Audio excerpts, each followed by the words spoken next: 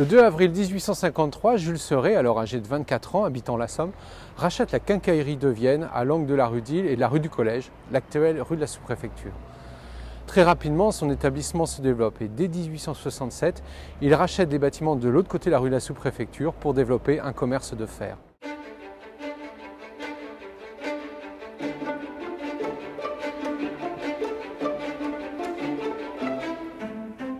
À partir des années 1880, Jules Serret s'associe à ses deux fils jumeaux, nés en 1864, Armand et Paul, avant de se retirer en 1902, 3 ans avant sa mort. La fragilité du sous-sol saint-quentinois entraîne l'effondrement en 1894 d'une partie des bâtiments. Jules Serret fait alors procéder à la construction d'un nouveau magasin, à structure métallique mais des murs toujours en pierre, inauguré en 1898.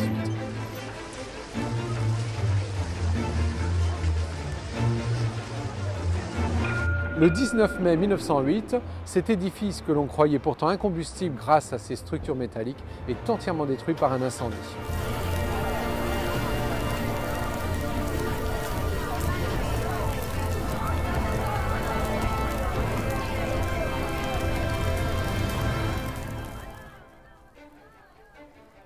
Il est reconstruit à partir de 1909 par l'architecte saint-quentinois Joseph Cherrier. Cette fois-ci, le bâtiment est entièrement en métal, des charpentes au plancher, des colonnes aux façades. Seul un habillage en carreaux de grès cérame vient cacher une partie de la structure métallique. C'est un édifice moderne, entièrement éclairé à l'électricité, desservi par un ascenseur, le premier de la ville de Saint-Quentin.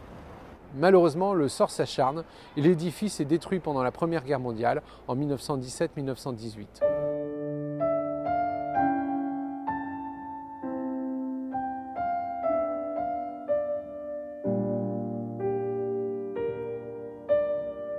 Il sera reconstruit strictement à l'identique et peut réouvrir ses portes en 1923.